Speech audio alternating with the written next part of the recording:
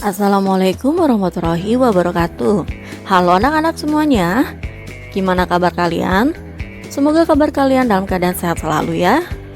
Berjumpa lagi dengan saya Ibu Trisna di mata pelajaran Pendidikan Pancasila dan Kewarganegaraan kelas 9. Pada kesempatan hari ini, hari Jumat tanggal 5 Maret tahun 2021, Ibu masih membahas mengenai bab 5 tentang harmoni keberagaman masyarakat Indonesia pertemuan 2. Pada pertemuan kali ini, Ibu akan menjelaskan mengenai permasalahan dan akibat yang muncul dalam keberagaman masyarakat Indonesia. Menurut Surjono Sukanto, masalah sosial adalah suatu ketidaksesuaian antara unsur-unsur kebudayaan atau masyarakat yang membahayakan kehidupan kelompok sosial. Bentrokan antara unsur-unsur yang ada dapat menimbulkan gangguan hubungan sosial, seperti kegoyahan dalam kehidupan kelompok atau masyarakat. Masalah sosial muncul akibat terjadinya perbedaan yang mencolok antara nilai dalam masyarakat dengan realita yang ada. Beberapa hal yang dapat menjadi sumber masalah sosial yaitu proses sosial dan bencana alam. Masalah sosial merupakan suatu kondisi yang dapat muncul dari keadaan masyarakat yang kurang atau tidak ideal. Maksudnya adalah selama terdapat kebutuhan dalam masyarakat yang tidak terpenuhi secara merata, maka masalah sosial akan tetap selalu ada di dalam kehidupan masyarakat. Masalah sosial dapat dikelompokkan menjadi 4 jenis faktor penyebab, antara lain yang pertama adalah faktor ekonomi. Permasalahan sosial yang disebabkan oleh faktor ekonomi, misalnya karena tidak seimbangnya antara pendapatan dengan pengeluaran, tidak tercukupinya kebutuhan hidup terutama makanan, pakaian, tempat tinggal, dan jaminan kesehatan. Yang kedua adalah faktor budaya. Kebudayaan yang berkembang saat ini banyak dipengaruhi oleh kemajuan teknologi serta masuknya budaya asing. Gaya hidup yang cenderung meniru budaya asing juga memicu munculnya masalah sosial. Faktor ini harus mendapat perhatian secara serius karena kebudayaan pada suatu negara dapat mencerminkan kebiasaan masyarakatnya. Mempelajari atau mendalami pendidikan agama dapat mencegah, menyadarkan, ataupun menyaring budaya asing yang masuk. Faktor yang ketiga adalah faktor biologis. Faktor ini dapat menyebabkan timbulnya masalah sosial seperti kurang gizi, penyakit menular, dan lain-lainnya. Hal ini terjadi karena kurangnya fasilitas-fasilitas kesehatan yang layak dan dapat terjadi juga karena kondisi ekonomi maupun pendidikan masyarakat yang tidak mencukupi. Jadi, sebagian besar kondisi dari biologis masyarakat mudah terjangkit penyakit. Untuk solusinya, pada saat ini dengan cara meningkatkan fasilitas-fasilitas kesehatan dan memberikan pengetahuan pada setiap anggota masyarakat tentang pencegahan serta memberi pengetahuan pentingnya pola hidup sehat maupun pentingnya menjaga kebersihan lingkungan. Faktor yang keempat adalah faktor psikologi. Masalah dari faktor ini dapat muncul jika psikologis suatu masyarakat sangat lemah. Faktor fisiologis juga dapat muncul jika beban hidup yang berat, misalnya dirasakan oleh masyarakat, khususnya yang ada di daerah perkotaan, pekerjaan yang menumpuk sehingga menimbulkan stres, lalu dapat menimbulkan luapan emosi yang nantinya dapat memicu konflik antar anggota masyarakat. Untuk lebih mendalami kondisi budaya pada masyarakat Indonesia, kita dapat mengidentifikasinya dengan membandingkan pendapat C. Kluckhohn dalam bukunya yang berjudul Universal Categories of Cultures, mengemukakan adanya unsur-unsur kebudayaan secara universal yang dapat ditemukan di seluruh dunia, baik pada kelompok masyarakat tradisional sampai dengan masyarakat modern, atau pada masyarakat yang hidup pada zaman prakarsa sampai dengan sekarang.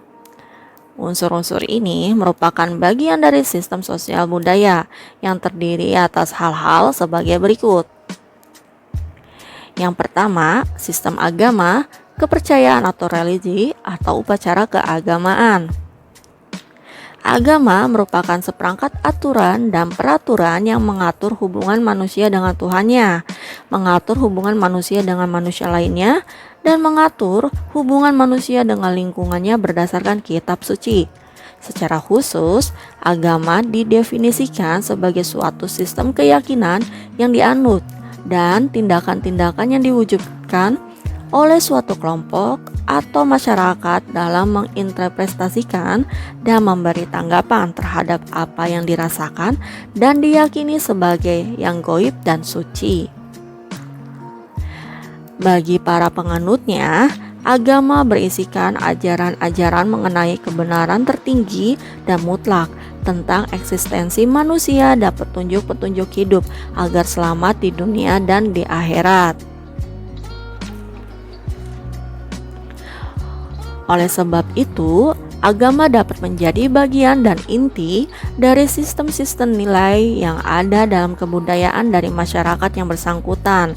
Agama juga menjadi pendorong serta pengontrol bagi tindakan-tindakan para anggota masyarakat tersebut untuk tetap berjalan sesuai dengan nilai-nilai kebudayaan dan ajaran-ajaran agamanya. Pelaksanaan ibadah dalam kehidupan bermasyarakat sudah menjadi kebiasaan atau budaya, terutama dalam rangka memperingati hari-hari besar agama. Begitu juga peristiwa-peristiwa sakral yang tata caranya berlandaskan ajaran agama atau upacara keagamaan, seperti peristiwa kematian, kelahiran anak, pernikahan, khitanan, dan lain-lainnya. Berbagai aktivitas masyarakat dalam menyelenggarakan upacara keagamaan tersebut memerlukan adanya sikap tolong-menolong, kerjasama, dan toleransi antar umat beragama, baik yang seagama maupun yang berbeda agama. Hal ini dapat menghindari terjadinya konflik, namun akan memperkuat sistem sosial budaya dalam masyarakat. Yang kedua adalah sistem masyarakat dan organisasi kemasyarakatan. Masyarakat atau society diartikan sebagai sekelompok orang yang membentuk sebuah sistem semi tertutup di mana sebagian besar interaksinya adalah antara individu yang berada dalam kelompok tersebut. Secara umum, masyarakat merupakan sekumpulan individu yang hidup bersama dalam suatu tempat atau wilayah. Sebagai elemen masyarakat, ormas memiliki peranan yang sangat penting dalam mencapai cita-cita dan tujuan bangsa dengan berbagai karakteristik visi dan misinya masing-masing. Ormas turut serta membangun negara melalui pemberdayaan masyarakat. Makin banyak organisasi masyarakat yang peduli terhadap kesejahteraan masyarakat juga makin membantu pemerintah dalam menyukseskan pembangunan nasional. Setiap ormas dengan berpegang teguh pada semangat Bhinneka Tunggal Ika, maka harus menempatkan persatuan dan kesatuan di atas kepentingan kelompok atau organisasinya, sehingga perselisihan atau bentrokan antar ormas pun dapat terhindari. Yang ketiga adalah sistem pengetahuan. Sistem pengetahuan yang dimiliki masyarakat merupakan kunci berkembangnya suatu peradaban. Semakin mudah manusia menguasai alam dan semakin canggih manusia memanfaatkan alam, sehingga semakin tinggi peradaban manusia. Sistem pengetahuan umumnya diperoleh melalui beberapa cara, yaitu formal, informal, maupun non-formal. Secara formal, yaitu pengetahuan manusia diperoleh melalui lembaga-lembaga formal, legal, terstruktur, dan terorganisir melalui institusi, misalnya sekolah, akademi, dan universitas. Secara informal, pengetahuan yang diperoleh melalui lingkup semi formal, misalnya lembaga-lembaga kursus, dan non-formal, pengetahuan diperoleh secara otodidak melalui proses pengalaman diri sendiri tanpa menggantungkan pada orang lain.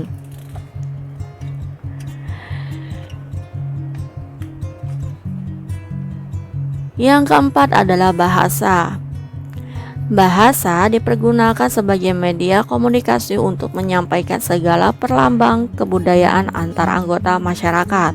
Bahasa dan budaya memiliki keterkaitan yang saling mempengaruhi, serta boleh dikatakan bahwa masing-masing entitas yang satu tidak bisa berdiri sendiri tanpa peranan yang lain. Untuk belajar suatu budaya kelompok masyarakat, seseorang harus menguasai bahasa kelompok masyarakat tersebut. Bahasa dalam masyarakat mengalami perkembangan dan perubahan seiring dengan perkembangan peradaban manusia, sesuai dengan pemahaman kelompok masyarakat pengguna bahasa. Arus globalisasi sudah menjadi fenomena dalam masyarakat yang tidak bisa terbendung lagi, karena globalisasi juga mengubah sikap penggunaan bahasa Indonesia sebagai bahasa nasional, terutama di kota-kota besar. Hal ini dipengaruhi pula oleh perkembangan media komunikasi dan bermunculannya bahasa gaul dalam masyarakat, sehingga penggunaan bahasa pun kadang-kadang tidak sesuai dengan tata bahasa yang baik dan benar. Yang kelima adalah sistem mata pencaharian. Sistem mata pencaharian merupakan cara yang dilakukan oleh sekelompok orang sebagai kegiatan sehari-hari dalam pemenuhan kehidupan dan menjadi pokok penghidupan baginya. Sistem mata pencaharian disebut juga sistem ekonomi yang terbagi atas beberapa bentuk, yaitu berburu dan meramu, menangkap ikan, bercocok tanam di ladang, bercocok tanam menetap, peternakan, perdagangan, dan bidang jasa. Permasalahan yang muncul adalah saat ini diantaranya masih banyak masyarakat yang memenuhi kebutuhan hidupnya dengan cara-cara yang menyimpang dari aturan dan norma-norma yang berlaku di masyarakat. Misalnya dengan melakukan pencurian, perdagangan barang-barang terlarang, dan kegiatan ilegal lainnya.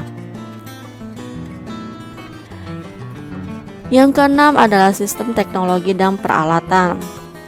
Peralatan dan perlengkapan hidup merupakan sarana penunjang hidup manusia agar hidup lebih mudah. Sistem peralatan hidup manusia merupakan unsur kebudayaan yang paling cepat berubah. Hal ini sering disebut dengan teknologi yang perkembangannya mempengaruhi sistem sosial budaya lainnya. Kemajuan teknologi berasal dari pengembangan unsur sistem pengetahuan masyarakat yang terdiri atas yang pertama alat-alat produktif, yang kedua alat-alat distribusi, transportasi, dan komunikasi, yang ketiga wadah atau tempat-tempat untuk menaruh barang kebutuhannya, yang keempat makanan dan minuman, yang kelima pakaian dan perhiasan, yang keenam tempat berlindung dan perumahan, yang ketujuh adalah senjata. Salah satu masalah pokok dalam sistem teknologi dan peralatan adalah masih banyaknya barang-barang peralatan dan teknologi yang harus diimpor dari luar negeri. Hal tersebut merupakan tantangan bagi masyarakat Indonesia untuk berupaya agar dapat memproduksi sendiri kebutuhan masyarakat Indonesia, bahkan dapat mengekspor ke luar negeri. Yang terakhir adalah kesenian.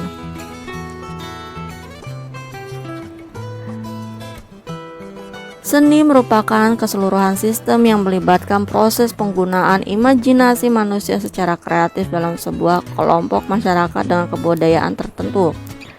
Seni merupakan ekspresi jiwa, ide, emosi, dan perasaan manusia. Seni terwujud melalui keterampilan atau daya kreativitas manusia dalam bentuk karya-karya yang bersifat indah dan simbolis.